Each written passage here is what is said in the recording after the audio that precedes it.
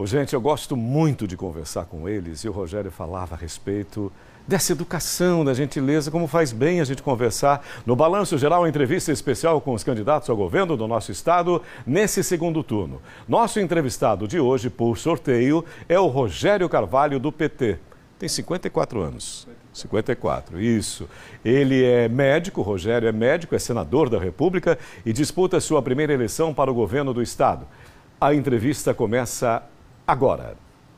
Candidato, mais uma vez, seja bem-vindo. Prazer revê-lo, candidato. Tudo bem? Prazer é meu, Sérgio. Tranquilo, Rogério? Tudo em paz? Tudo em paz. Vou já te perguntar, preparado para o grande debate que vai acontecer na TV Atalaia, TV dos Sergipanos, 18 horas, 6 horas da tarde, quinta-feira, agora, dia 20 de outubro. Preparado, com todas as propostas na ponta da língua, para a gente fazer um debate de alto nível e apresentar o que os sergipanos querem. Propostas, caminhos para tirar Sergipe da paralisia, do desemprego, da desolação. Você citou agora alto nível. Por que tanto baixo nível na nossa campanha, tanto de um lado quanto de outro? Agressões, denúncias, isso também no nível federal, candidato. Isso é muito ruim, estava te falando agora há pouco. Contribui em alguma coisa, ao invés das propostas, a gente quer ouvir os nossos candidatos, o que eles têm a nos propor. E essa coisa que me parece não tem fim, que é a questão de acusação, de muita denúncia e muita calúnia acima de tudo. Por que chegou a esse ponto? Olha, primeiro, eu comecei o primeiro turno sendo, nos primeiros programas do meu adversário, sendo acusado de ter processo da Fundação. Eu nunca geri a Fundação e eu nunca sofri nenhum processo por gerir algo que eu nunca geri. A Fundação, inclusive, citava um período que eu já era deputado federal. Isso, uma clara fake news que eu tive que me defender e a justiça me deu ganho de causa.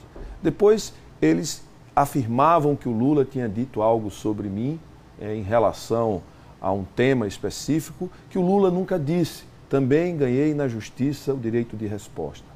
E eles continuaram insistindo, mesmo repagando multa, eles continuaram insistindo em mantendo aquela veiculação mentirosa, fake, mesmo pagando multas. Então chega uma hora que você precisa utilizar o espaço que você dispõe para se defender enquanto a justiça não se manifesta. Eles criaram até um marketing do mal, ou seja, um departamento só para criar notícias falsas, para criar notícias que desabonam e que maculam a imagem do adversário. Mas você se defende também acusando, ou seja, bateu, levou?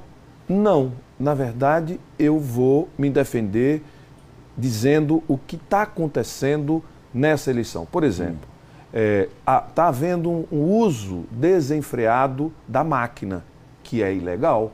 Você não pode usar a máquina do Estado para pressionar um cargo comissionado, um servidor, a participar de um ato, a fazer um bandeiraço, a panfletar na rua, coagir as pessoas. Assédio eleitoral é uma prática vedada pela lei. Então, eu estou denunciando um crime, neste caso, e não acusando o meu adversário. Não seria uma agressão e seria, sim, um esclarecimento? Um esclarecimento. Eu estou denunciando um crime que está sendo cometido e que, de certa maneira, está me prejudicando, porque se ele está usando a máquina, que é uma força muito desproporcional, contra um candidato que é de oposição, isso é vedado pela lei, isso precisa ser denunciado e investigado pelas autoridades competentes, Ministério Público Eleitoral, todas as autoridades competentes, a Polícia Federal, precisam investigar esses casos. E, candidato Rogério, não haveria uma possibilidade de um acordo de cavalheiros, claro que antecipadamente? Você chegou a conversar com o Fábio a respeito desse bom nível de uma campanha? Conversamos, mas infelizmente a campanha... descambou? A campanha já começou com ele me acusando de algo que eu nunca pratiquei.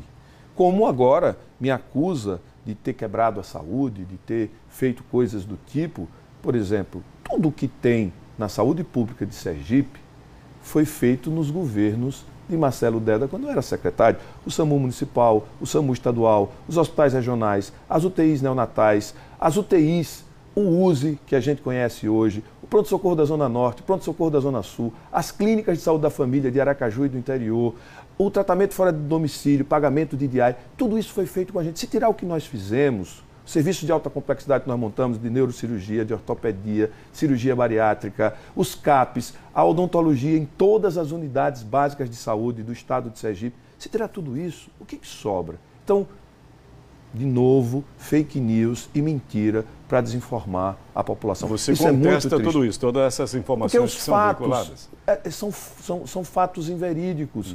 Na prática, é só olhar quem fez ao longo do tempo, e eu, na verdade, fui secretário de DEDA durante 8 anos. E quem fez as clínicas de saúde da família no interior do estado? Está lá, foi no período de DEDA, quem assinou todos os convênios. Os hospitais regionais, a Universidade de Lagarto, o Campus da Saúde de Lagarto, o Hospital Regional de Lagarto, de Estância, de Propriá, de Socorro, de Simão Dias, de Glória, de Itabaiana, a UTI de Lagarto, tudo isso foi feito no nosso período, pronto-socorro da Zona Norte, da Zona Sul, SAMU, Aracaju, todo mundo sabe que fomos nós que fizemos. Por que mentir? Para que mentir para a população? Não era melhor ele gastar o tempo dele falando o que ele vai fazer para acabar com as filas, o sofrimento da população? A população está nas filas, esperando por uma cirurgia que nós vamos zerar, e é possível. Eu já conversei com a Federação das Santas Casas, nós vamos montar um mutirão para poder zerar as filas de cirurgias. E vou te perguntar daqui a pouquinho a respeito de saúde, mas antes a questão do pato. O apoio do Valmir de Francisquinho foi bom para você, o polêmico Valmir, que inclusive retornou junto ao TSE, ao Tribunal Regional Eleitoral, Supremo Tribunal Federal. Como é que ficou isso? Ao mesmo tempo ele apoiando em nível federal o candidato à reeleição, Jair Bolsonaro? Veja, primeiro o Valmir de Francisquinho, ele também sofreu um certo grau de perseguição, não da justiça, mas de um dos adversários. Eu sou candidato de oposição, o Valmir era candidato de oposição, Niuli, candidata de oposição, o doutor Antônio Cláudio, candidato de oposição. Os candidatos de oposição, ao candidato do governo, que é Fábio, que é candidato de Belivaldo, nós, ao terminar o primeiro turno, o que é natural? Que os candidatos de oposição se juntem, certo? E formem um bloco de oposição para enfrentar o candidato do governo, para que possa efetivamente dar oportunidade de mudança à população. Então, a vinda de Valmir de Francisquinho é uma vinda para fortalecer a oposição ao candidato da situação que é apoiado por Belivaldo. Além dele, veio Niuli, do PSOL, veio o doutor Antônio Cláudio, que é o geriatra, e eu acredito que a vinda de Valmir de Francisquinho fortalece a nossa candidatura no agreste sergipano e fortalece a tese de uma oposição mais unida e mais fortalecida para enfrentar o candidato do governo, que é o meu adversário, que está no segundo turno. Candidato Rogério, você entrega um documento de 11 páginas, que é o seu programa de governo, e você cita a redemocratização das relações sociais. O que, na prática, isso significa e o que isso nos beneficia, afinal? Primeiro, que o Estado precisa estar à disposição do cidadão. E nós precisamos colocar na mão do cidadão todos os serviços que o Estado pode prestar. Então, se hoje a gente consegue comprar uma passagem pelo celular, se a gente consegue comprar uma televisão pelo celular, uma roupa pelo celular, qualquer coisa, fazer o supermercado pelo celular, mas a gente não consegue tirar uma certidão, a gente não consegue marcar um exame, uma consulta, a gente não consegue fazer nada no que diz respeito ao Estado pelo celular ou quase nada. Nós não conseguimos fazer todos os boletins de ocorrência da Justiça pelo celular, ou seja, nós precisamos criar uma interface do Estado com o cidadão e garantir que o cidadão possa acompanhar de forma transparente tudo o que acontece dentro da administração pública para que ele possa participar, se sentir parte, inclusive dando as contribuições dele para que o governo encontre os melhores caminhos para determinadas políticas. Então, é preciso que a gente acabe com essa distância entre Estado e cidadão. O cidadão precisa se sentir parte do Estado e se sentir dono disso que é a riqueza que o Estado dispõe para todos os cidadãos e cidadãs. A ideia é que a gente possa ter um Estado mais próximo do cidadão. Entendi, essa proximidade. E com relação à geração de empregos para o nosso Estado? Olha, nós temos um compromisso de trazer de volta a Petrobras compromisso assumido com o presidente Lula, que disse aqui na vinda dele, que foi um grande ato, trazer de volta a Petrobras, retomar o projeto Carnalita e investir em várias agroindústrias no estado de Sergipe inteiro, vinculada ao milho, vinculada à citricultura, vinculada à piscicultura, vinculada à carnicicultura, vinculada à produção de leite. Tudo isso precisamos investir em várias agroindústrias, a cultura do arroz e as grandes indústrias vinculadas a óleo e gás, que é fundamental com o novo terminal de gás em Japaratuba. Outra situação que nos inquieta demais, candidato, é a saúde. Muitas e muitas denúncias aqui no Balanço Geral e você é médico. Qual é a sua proposta para que, afinal, possamos tirar a saúde da UTI? Emergencialmente, nós precisamos zerar as filas de cirurgia. Não podemos conviver com mulheres com... Não adianta falar em Outubro Rosa se a mulher está esperando há 2 anos para fazer uma cirurgia de mioma, sangrando todos os meses e quase morrendo. A gente precisa zerar as filas de cirurgia. E, na sequência, incrementar os nossos hospitais regionais que nós construímos, que nós reformamos. Precisamos atualizar tecnologicamente, colocar UTI onde não tem, como é o caso de Nossa Senhora da Glória e Propriar, e em Socorro construir um novo hospital, reabrir a maternidade, mas como hospital regional em Capela, terminar a obra do hospital de Neópolis, que ficou paralisada, e em todas as 6 regiões, Propriar, Itabaiana, Glória, Lagarto, Socorro e Estância, a gente ter centros diagnósticos, e Aracaju, 7 centros diagnósticos acoplados, com hemodiálise, com hemodinâmica, com ressonância, com tomografia, com laboratório, para que o paciente possa ir para o hospital, ter o diagnóstico e não precisar vir para o USE. Se precisar de um tratamento especializado, ir direto para o hospital que vai dar o tratamento. Só 2 passagens, no hospital regional e o hospital definitivo, ou uma passagem só que já pode ser tratado e ir para casa. Com isso a gente resolve a demora no diagnóstico e no tratamento dos pacientes. E como é que se resolve uma questão gravíssima que é a moradia popular, a moradia decente para a população carente na sua visão? O presidente Lula aqui também disse que vai retomar o Minha Casa Minha Vida, porque o programa Casa Verde e Amarela não construiu casas em Sergipe e em quase lugar nenhum do Brasil. Portanto, com o Minha Casa Minha Vida, nós devemos retomar o nosso projeto é que nos primeiros 4 anos a gente possa construir 25 mil unidades, utilizando terrenos do próprio Estado, certo?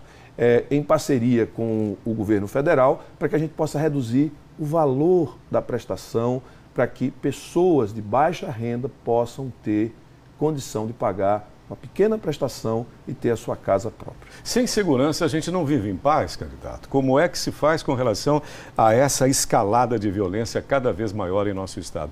Tem como diminuir essa violência? Sergipe é o 7º mais violento e o 3º em homicídios proporcional no Brasil. Como resolver isso? Primeiro, com muita tecnologia, para que a gente saiba onde, o que, qual tipo de crime ocorre, em que lugar ocorre, em que horário ele ocorre, para que a gente possa, de forma integrada, com as polícias de forma integrada, ter uma ação ostensiva e uma ação de investigação mais apurada. Mas, além disso, a gente precisa ter corporações motivadas. Então, precisamos rever as carreiras de todos da Polícia Militar, do Corpo de Bombeiros, de todas as categorias que formam a polícia, porque é uma reivindicação de todos, dos agentes da Polícia Penal, da Polícia Científica, dos sócios educadores. Todos eles precisam rever suas carreiras e não é aumento de custo, é a organização de carreira para motivá-los para que eles possam estar na rua garantindo segurança e melhorando a segurança do nosso estado. Candidato Rogério, estou prestando muita atenção em tudo que você diz, ao mesmo tempo que estou de olho no cronômetro, que está me avisando que você tem mais 1 minuto, por gentileza, para conversar com a nossa população, e peço que faça o convite também para o nosso debate de quinta-feira, 18 horas. Eu começo convidando você para assistir o debate quinta-feira, às 18 horas, aqui na TV Atalaia, e quero pedir a você o seu voto. Eu sou professor, médico, já fui deputado estadual, federal, secretário municipal, secretário estadual. Me sinto preparado para cuidar do povo de Sergipe governar Sergipe com muito amor e com muita dedicação. Vote 13, vote Rogério governador. Candidato Rogério Carvalho, do PT, muito obrigado. Sua presença sempre nos honra. É sempre bom a gente conversar. Obrigado. E dessa maneira tão tranquila e tão respeitosa, mais uma vez, foi um privilégio estar contigo. Boa sorte. Obrigado, Sérgio. Obrigado, candidato. Lembrando que a ordem dos entrevistados se deu por sorteio. Ontem nós conversamos com Fábio Mitidieri, agora há pouco com o candidato do PT, Rogério Carvalho. As entrevistas, elas antecedem o grande debate entre os candidatos ao governo do Estado, que vai acontecer na quinta agora, dia 20, às 6 horas da tarde. E você é nosso convidado especial, você é a nossa convidada muito especial. Sempre aqui na TV Atalaia, a TV dos sergipanos.